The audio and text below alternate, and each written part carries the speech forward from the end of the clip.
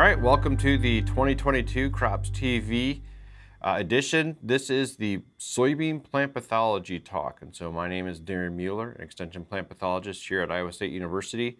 And today's talk is going to be looking at fungicide considerations for soybean. So the first part is going to be looking at foliar fungicides, and then the last 10 minutes or so we'll be looking at seed treatments specifically for sudden death syndrome. So to get started, foliar fungicides have been used, they can be used on several different crops or different diseases in soybean. Probably the main target is frogeye leaf spot at this point, but if you sprayed a fungicide, if you're targeting diseases or not, you're going to be affecting septoria brown spot, cercospora leaf blight. I put a picture of soybean rust in here. That's obviously more of a southern problem, and it's sort of representing several different diseases like tar spot or aerial blight or different ones that are going to show up a little bit further south that we don't really consider here in the Midwest or in Iowa. And then the last one's white mold. This talk is not really going to be looking at white mold, but certainly foliar fungicides can be used for that. And so we're mostly going to be looking at our three applications, how they affect sort of those other foliar diseases, and then and what we need to be thinking about. Unfortunately, that same list that's on the last slide really matches up with this slide here. And this is pulled from the Fungicide RAC, or Fungicide Resistance Action Committee. And it is looking at, these are all the different pathogens that have developed resistance to at least a class of fungicides. And so if you look at this list, this includes frogeye leaf spot pathogen, cercospora leaf blight pathogen, septoria brown spot pathogen.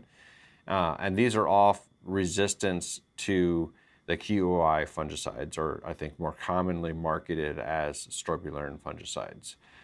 We also have the soybean rust pathogens also has some resistance to the DMI fungicides, or more commonly marketed as triazoles. We're going to focus, sort of the poster child for resistance is frogeye leaf spot. So we're going to focus a lot of the results and looking at sort of how resistance affects fungicide decisions here in Iowa, specifically geared towards frogeye leaf spot.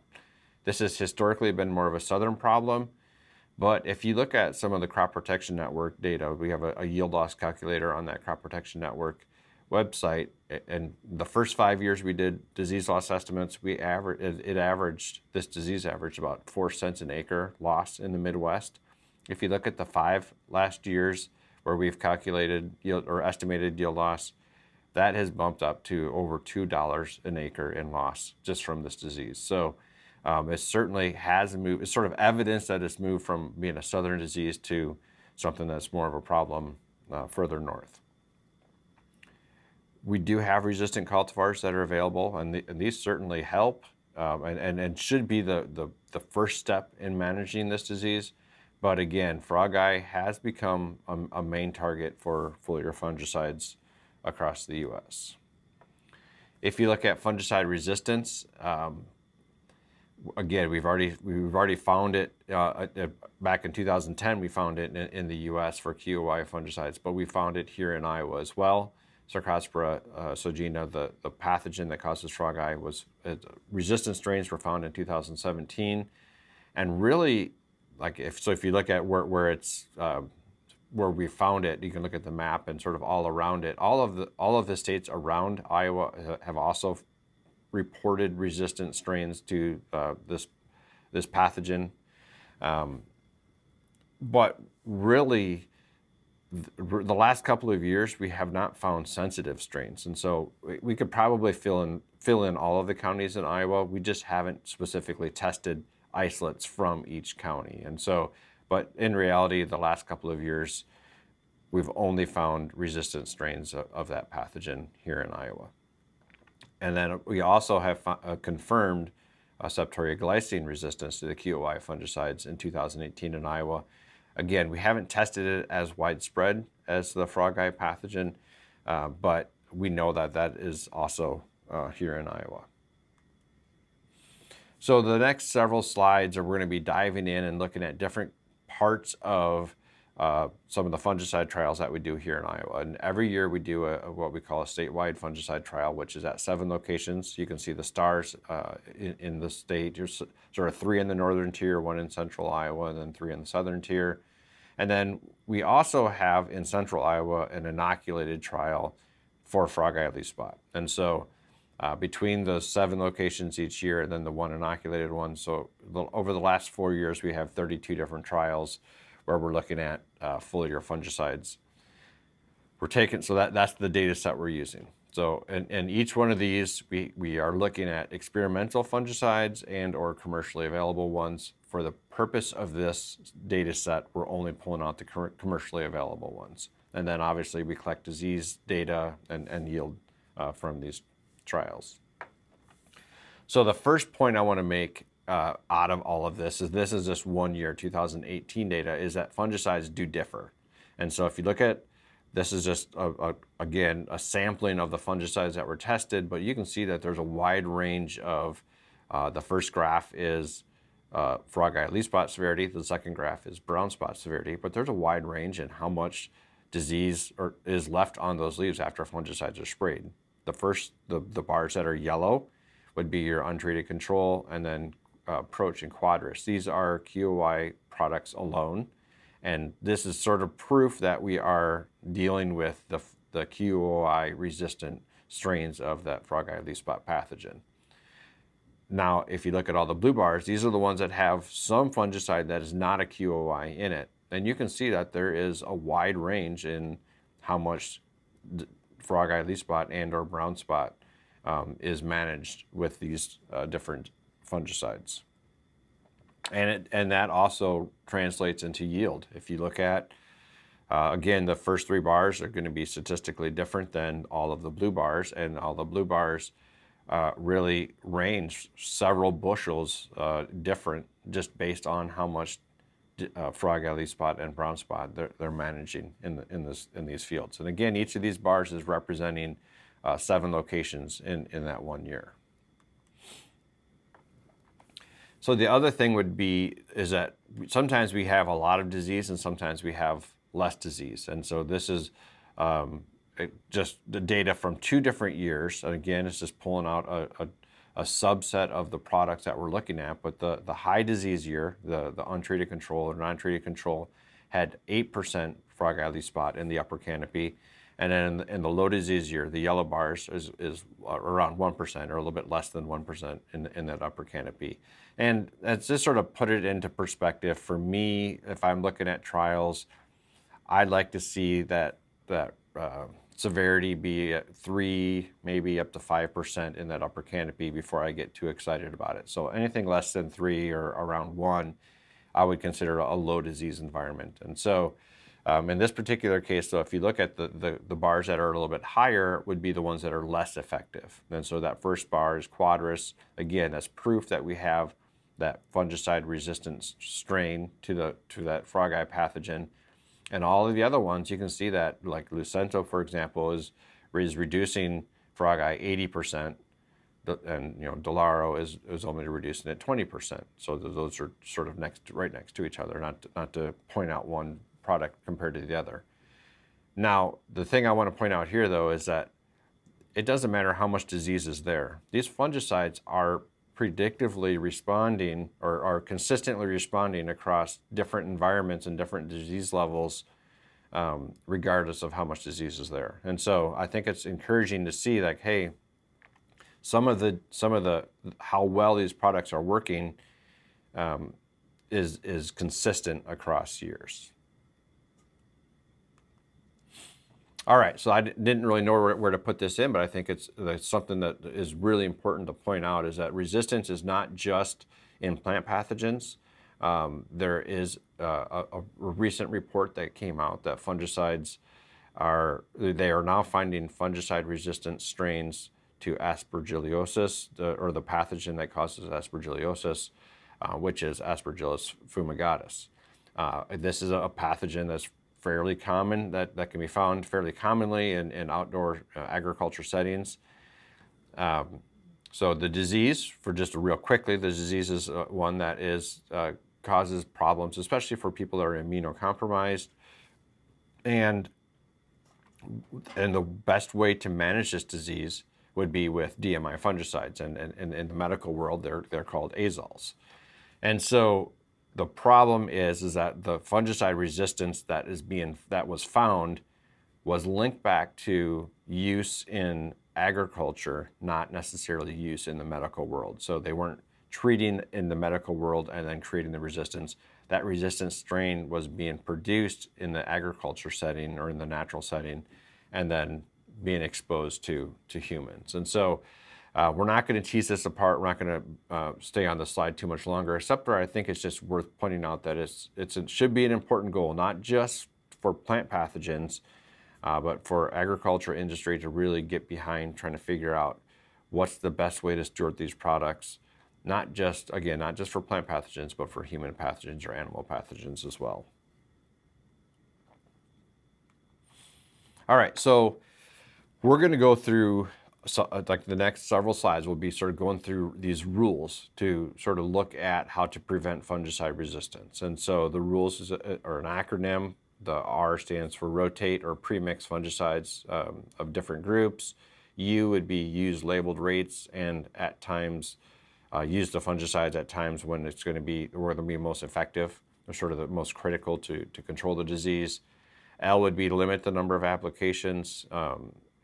E is educate yourself about fungicide groups and sort of the resistant management tactics. And then S is going to be select fungicides that are effective and or have multiple sites of action. And this was adopted out of a publication out of Ohio State. So we'll start with R, and this is rotate or mix fungicides. And this is a paragraph that's pulled right out of the Crop Protection Network. And so if you go to the Crop Protection Network, I'll show you how to get to this webbook, but there is a webbook on there called Fungicide Use in Field Crops.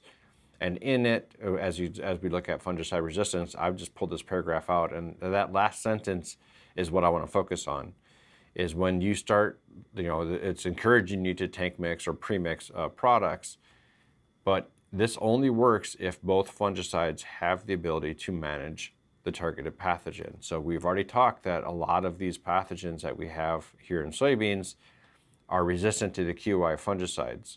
Well, unfortunately, a lot of the products that we have are premixes of QOIs and another class of fungicides. So we'll sort of break this down. So if you, again, rotate or mix fungicides, this is just, again, a subset or list that I just randomly pulled to sort of make a point. Okay, so headlines, the first one, you can see that it doesn't have a DMI. It's not an SDHI. It's just a QOI alone, pyraclostrobin.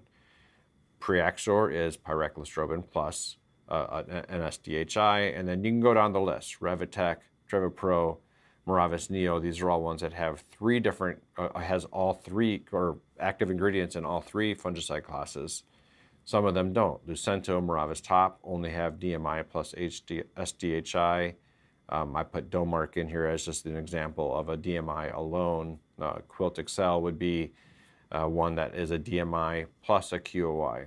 So if you start looking at what's effective, what's not effective, we know that the QOIs, if you just look at that 2018 data with those yellow bars and the blue bars, we know that they're not affecting frogeye leaf spot at all. So if you're spraying a product to target frogeye leaf spot, the one way to look at it would be get rid of that last column. So now what's left?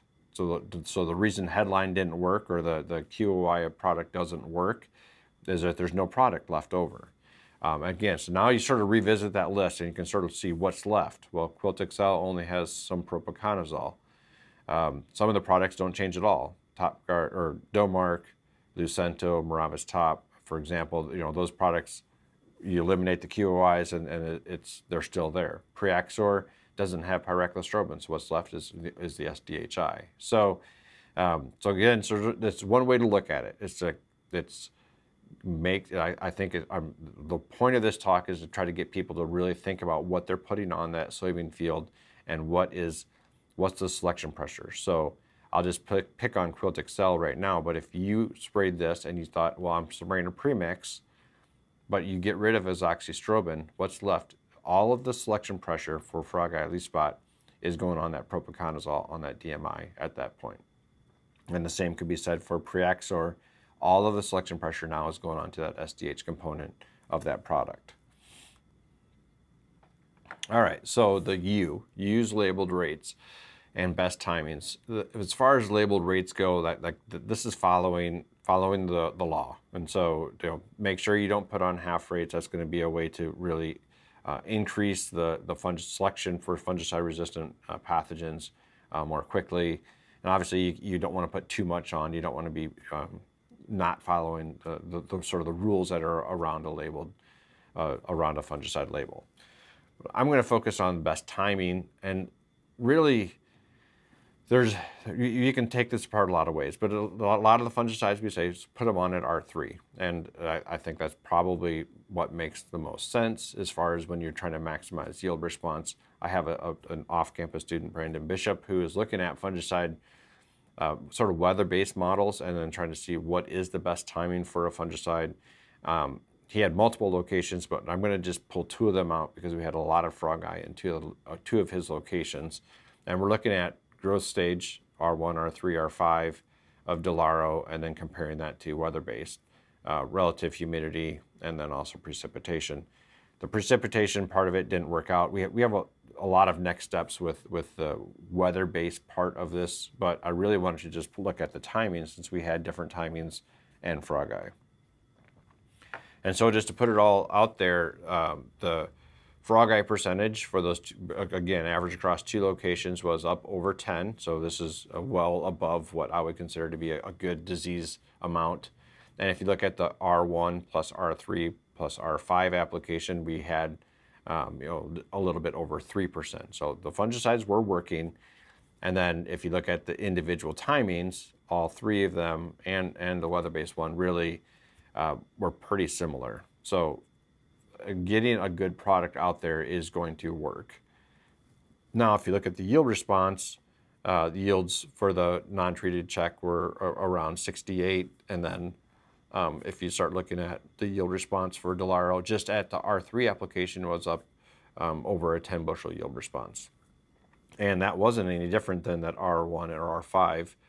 We did see a yield bump with the R1 and the R5 and the relative humidity application, but it wasn't as much as a R3. So again, proof that R3 is probably still the best timing to make sure you're maximizing protection of those developing pods and seeds. But I think that there's proof here that if you have a lot of disease out there, you have a little bit wider window to get a fungicide out there and still protect some yield. All right, so let's keep going down rules. Now we're on to L, which is limit the number of applications. And so, there's a lot of people that are looking at predictive models. We sort of did a really small version of that with Brandon and his master's study.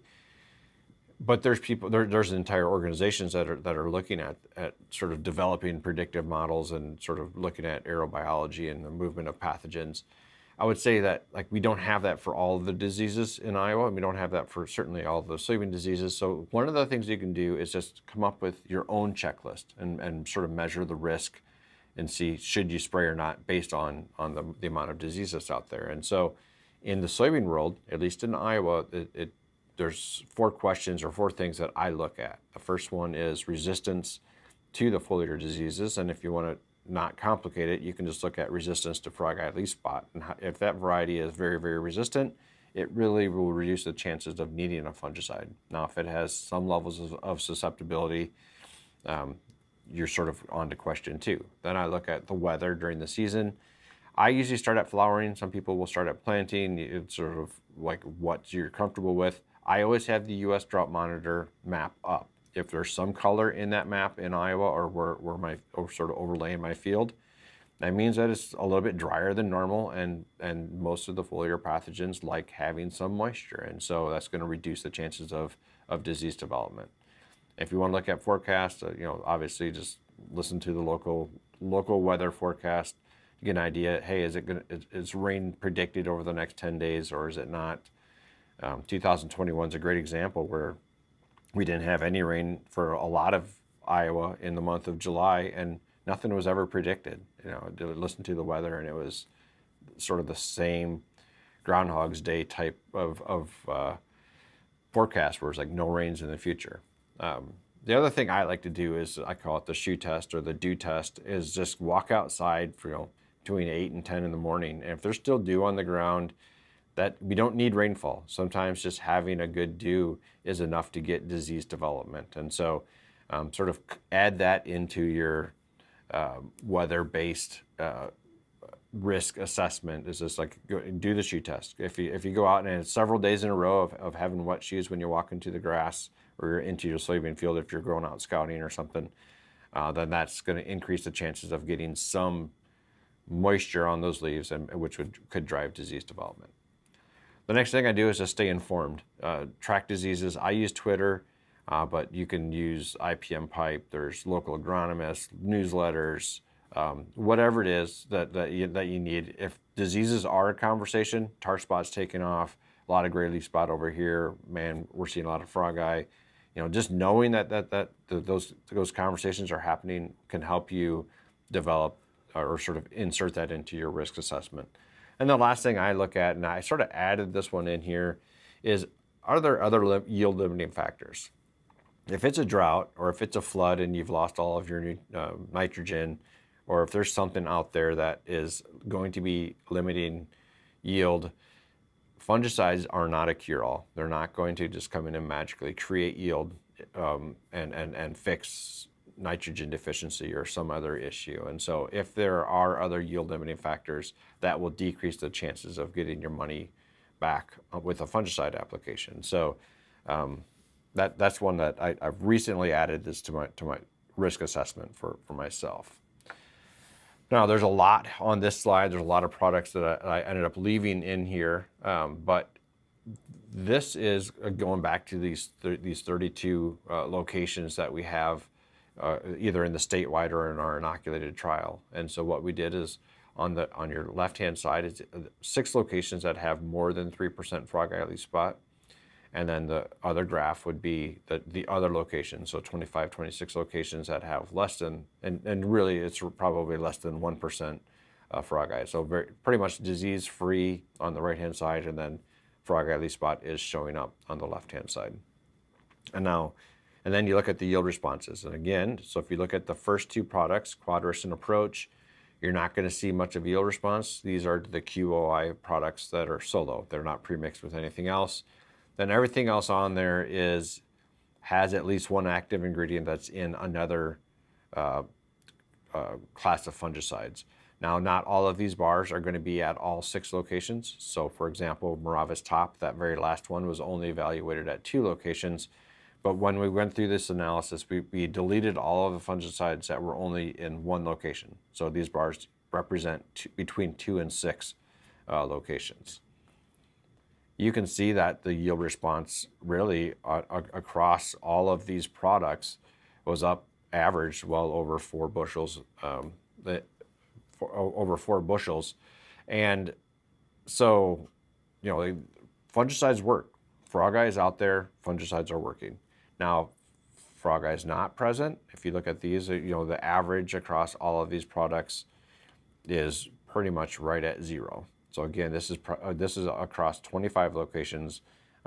Again, sort of intermixed between all the same locations, et cetera, that you see on that left-hand side. The difference is the amount of disease. So having disease present is really going to be important when deciding if you should spray a fungicide or not. So educate yourself. How do you know if you need it? So fungicide, so one of the places you can go, fungicide use in field crops, Crop Protection Network. If you type in cropprotectionnetwork.org, go to resources, there's a publications, and you can see the title of it, and that's what it looks like. So this is a place to start, but similar to that risk, sort of that developing your own risk strategy, I think part of educating yourself is also implementing a sort of a larger IPM strategy. And again, there's going to be overlap with the risk, but sort of stick with me here. There's a few things that are added. Again, start with a resistant variety if possible. So ensure your baseline for an IPM strategy is starting with a good variety. And then consider cultural practices. Anything that is going to help reduce the amount of disease that's not a fungicide, if you can implement that and sort of make it part of your system that makes sense, then that's a great idea. And then for me, really an IPM strategy starts with scouting. Not just scouting in season to know how much disease is there, which that's going to be helpful, but sort of having that record keeping part of it too. Know, hey, was that field, is that, if it's a river bottom and you get frogeye in there every year or whatever disease it is, having a history of diseases is going to be very helpful when making future decisions. But for me, the other thing, the one that I think that we sometimes forget to talk about, is make sure you go out and look at that field after the fungicide application.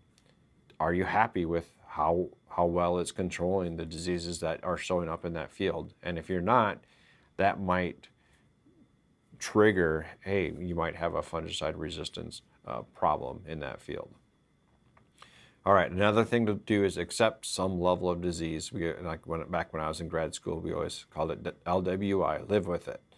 Having a completely clean crop is not necessary. We know that soybeans will produce more leaves than are needed to maximize yield, and so it is a fairly resilient crop. So, just accepting some level of disease is okay.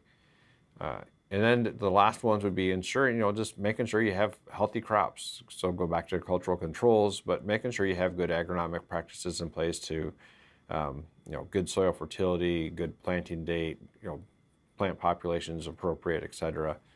And then the last one is consider fungicide and application cost. So sort of the economic side of it. And so if go back to that slide where you had no disease and disease, obviously if disease is there and you're averaging 4 to 6 bushels an acre in response, then that will quickly pay for that fungicide. But if you do not have disease and the yield response is close to 0 or less than 1 for sure, then it's going to be really tough to get your money back for that fungicide and the application cost. All right, so the last one of rules is S, select a correct fungicide.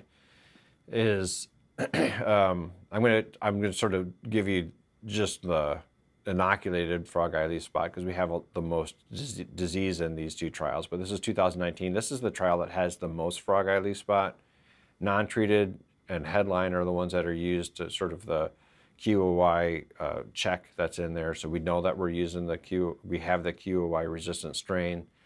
And if you look, obviously not going to point out all of them, but there's a wide range of how well some of these products work. Some of them are very, very effective, and then some of them still reduce disease, but it's maybe 50% reduction compared to 80 to 90% reduction. And then again, 2021, a little bit less disease in the non-treated control, a little bit more than 10%. Headline again was right on par with the non-treated. And then again, looking at some of the products, again, a wide range, going from 50% reduction or a little bit less than 50% reduction down to 80% reduction. So how do you know, obviously you want to pick one that's sort of further to the right in those last two graphs. How do you know? And so again, go back to Crop Protection Network, publications. There's a publication called Fungicide Efficacy for Foliar Soybean Diseases. And if you look at that publication, there's every disease that is affected by fungicides is listed, and then we actually go through all of our trials. We use the trials that I just showed you on the last couple slides. That data goes into a table like this. And so if you look in the middle, frogeye leaf spots there, we're assuming that you have the resistant strain to that pathogen when we rank these products. So are we right? And so I sort of went back to that same data set and evaluated our rankings to see how well we were controlling frogeye leaf spot and then having a yield response. And so again, the 6 locations are going to be on the graph on your left, and that's, I'm sorry, the 6 locations are the blue bars, and then the 25 locations, the ones that have no disease, are going to be the yellow bars. And so if you look at the graph on the left, that's frogeye leaf spot severity. Average across those 6 locations was a little bit more than 10 percent in the non-treated control.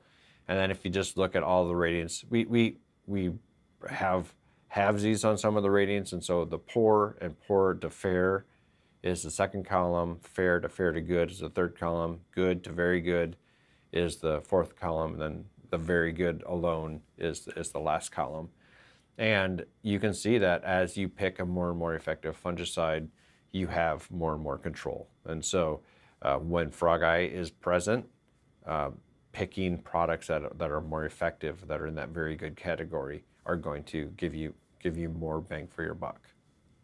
Now, if you look at how that responds in yield, each of those bars goes up. You have more yield when you in those 6 locations when you have frogeye leaf spot, as you get a more and more effective fungicide product. The good to very good and the very good products, those last 2 columns, were not statistically different, but then there was a sort of a stair step down to that non-treated control.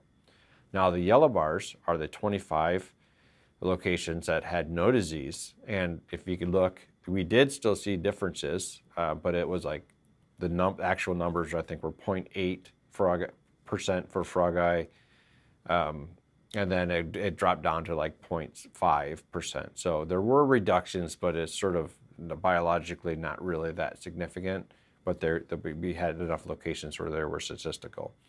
And if you look at the yield responses, again, very good, still had statistically higher, but numerically probably not that relevant. And then all of the other products were not statistically different than the non-treated, or the product categories were not different than the non-treated control. So it is very important to pick your fungicides, and and a place to start is that CPN publication that ranks those products, at least here in Iowa, that is working as far as being able to pick a good product. So to summarize foliar fungicides, resistance is real, it's widespread. In fact, I don't think we could find a sensitive pathogen for the frogeye leaf spot pathogen here in Iowa at this point to the QOIs. We are, and also for septoria brown spot, the pathogen that causes that, we have resistance here in Iowa as well. Plant pathology labs, especially Carl Bradley at University of Kentucky, there's a lot of monitoring that's going on, not just for soybean pathogens, but for corn pathogens, looking at other pathogens, but then also looking at other fungicide classes. So we've only been focusing on the QOIs here, but we have DMIs, SDHIs, we have the FRAC code 1, we have some products, Topsin, for example, is in FRAC code 1. So we are monitoring for resistance in other pathogens as well.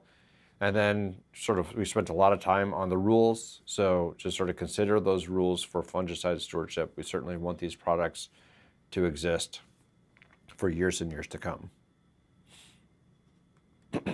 All right, we're going to transition now to sudden death syndrome. And so I think most of the time when I'm giving talks, we end up on sudden death syndrome at some level. I happen to be one of the people that helps lead a fairly large project looking at the best ways to manage SDS. And so, and this is mostly funded through Soybean Checkoff and CSRP. So a huge thanks to them. But a lot of companies and a lot of people that are listed here are contributing data to this data set. So for those that are not familiar with SDS, I do have just 1 or 2 slides here just to frame this in. It is a soil-borne pathogen, and so the root rot phase, there is a root rot phase to this disease, and so the pathogen will enter into the soybean plant through the roots.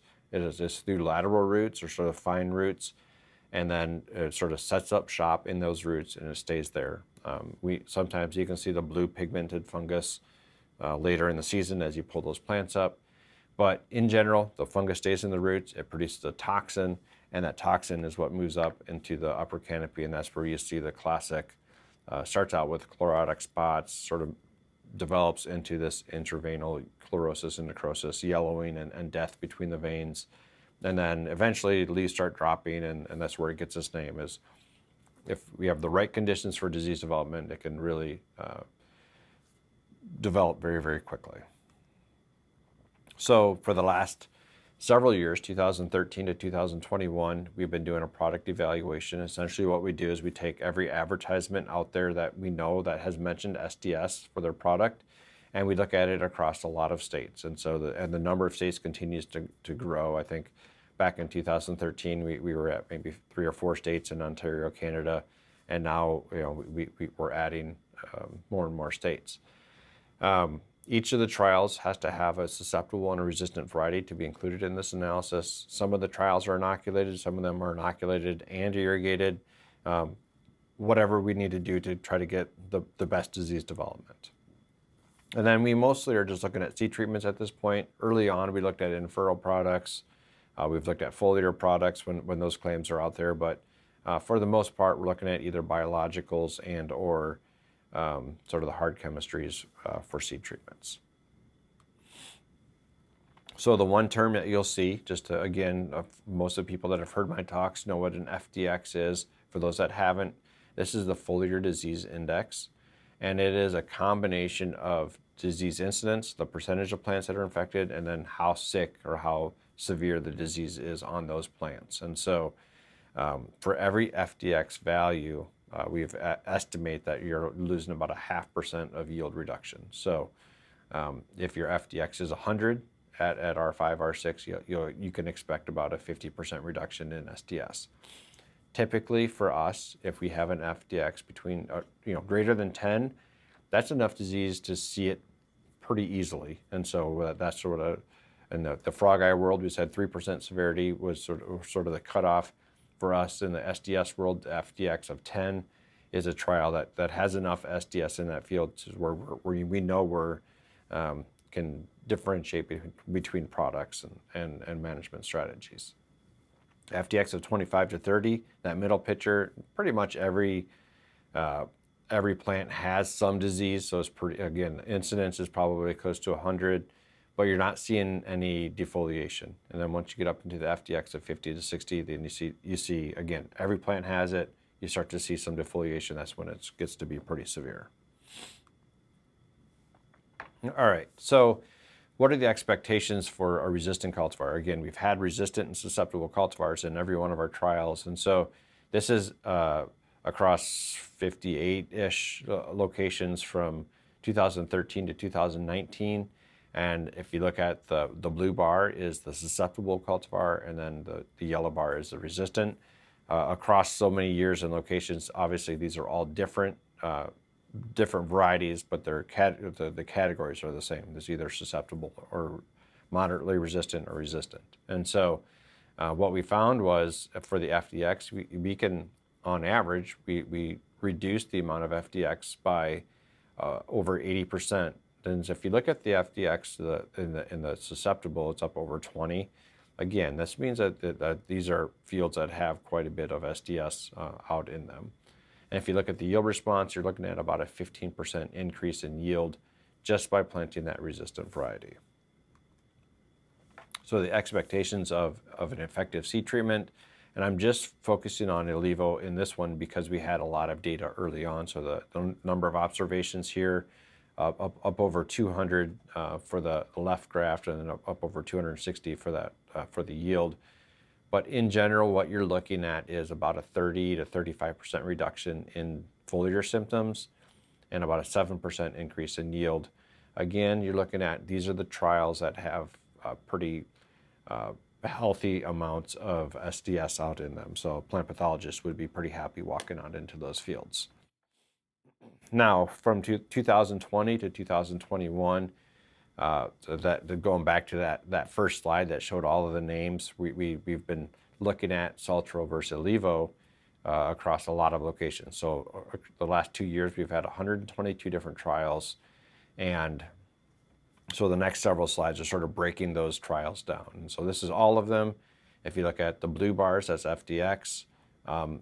In the base treatment, it was less than 5 FDX. So a little bit of this was by design, but the last couple of years in general, we have not had a lot of SDS in our trials. But we also were picking some locations that did not have a history of SDS. We wanted to look at these products in these different environments so we could sort of break them down a little bit and look at them from different angles. If you look at the root rot is up over 15% for the base. And then if you look at Saltro and Olivo, there's no differences. They both reduce foliar symptoms and they both reduce root rot symptoms pretty much evenly. If you look at the yield response, Saltro was slightly above Olivo across 122 locations, but I think it was 63.5 versus 63.8, I think were the actual numbers. So 0.3 bushel difference. When you have that many trials, you start to see those small differences become statistical, but they're both above the base. So now let's look at this in different SDS levels. If you have FDX less than 10, this was from 105 of the locations. You can see that Saltro and Olivo, again, as far as how they affected the SDS components, the FDX, the blue bars, the root rot, the yellow bars, no differences between the products.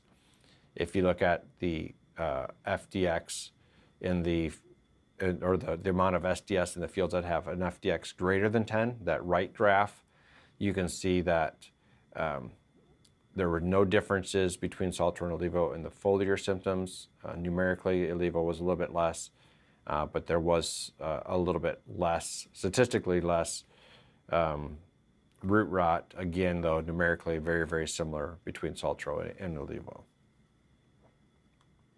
If you look at the yield responses, this is where we'll start to see a trend, but in general, FDX less than 10, Saltro looked a little bit better than Olivo, but they were both better than the base. FDX greater than 10, Olivo looked a little bit better than Saltro. They're both better than the base. So again, you'll hear this trend over the next couple of slides too. Now we're looking at soybean cyst nematode levels. We know that soybean cyst nematode can affect SDS out in a field, and so we wanted to look at how these products, and both of these products make claims that they're going to be affecting nematodes as well. And so the locations, and this is not all 100 plus locations. We have 30 locations that had less than 2,000 eggs per 100 cc of soil. In the base, we had, the FDX was a little bit greater than 5. The root rot was a little bit greater than 15. Saltro and Olivo reduced them very, very similarly. In the 16 locations where we had greater than 2,000 eggs per 100 cc's of soil, the Olivo looked a little bit better than Saltro for both reducing FDX and root rot. Again, though, numerically fairly similar. The one thing that I found interesting, and I'll point this out in the conclusion as well, is we did see more root rot when we had more eggs. And so in general, what we've had in the literature is that as you increase or as you add soybean cyst nematode to fields, it can increase the FDX. And you can see that the FDX is slightly elevated between these two graphs, but really what we see is an increase in root rot as well. And this is sort of the first evidence that we have that soybean cyst nematode can actually affect that root rot phase for SDS as well. All right, now on to yield. Left graph is less than 2,000 eggs per 100 cc of soil. Again, 30 locations. This is the base or the Olivo and Saltro both increased yield compared to the base, but Saltro was a little bit better than Olivo. And then flip-flop it. When you have greater than 2,000 eggs per 100 cc of soil, 16 locations, Olivo and Saltro both increased yield compared to the base, but Olivo was a little bit better than Saltro. So take home, SDS has two phases, root rot and foliar. I think 2021 is a great example of that importance of the root rot phase. We know that Fusarium, they like a little bit drier conditions as far as reproducing and building up their numbers. And so I think that what we saw a lot of this year was that root rot phase playing a role as far as yield responses. Just a side note, we did a quick tour of a lot of the yellow patches in Iowa this year, because we had a lot of people say, hey, we put Alivo or Saltro out and it's not really working as well as we thought. What's going on? So we visited a lot of those fields, the diagnostician and myself. We had a lot of brown stem rot this year. And so just something to keep in mind, if you felt like your product wasn't working that well, and you did not go out and confirm that it was SDS in the field, we had a lot of SDS patches, or people that thought they had SDS patches that ended up being brown stem rot. Again, the most brown stem rot I've seen in Iowa in my 18 years here. So as far as Saltro versus Alivo, I'd say you're splitting hairs. They both work. If you forced me to pick sides, I would say Saltro was slightly better when STM populations were lower, or maybe if you're choosing to plant a lower population. I didn't show this graph, but Alivo reduced the plant population by about 3%, and Saltro did not. Most people are not, that shouldn't play a role. Both of the populations ended up being high enough where it was you were able to maximize yield. But if you're really pushing populations lower, maybe that's an option. Alivo is probably slightly better when STM populations are higher. I would also say that is probably a little bit better and when the FDX is really high. We had a couple of locations where the FDX was even greater than 10 or up in the 20 to 30. And Alivo looked a little bit better than Saltro in those, but it wasn't enough locations for me to confidently say there's a trend there. So, and then the last thing is that STM populations did increase the root rot phase of SDS, and this is sort of our first evidence of that component. With that, I would just like to again point out Crop Protection Network has a lot of this information. It has a lot of great resources on fungicide use, fungicide resistance, sudden dust syndrome, and a lot of the stem diseases. So if you want more information that's from land-grant universities, extension resources, check out Crop Protection Network. And with that, thanks for attending the second season of Crops TV.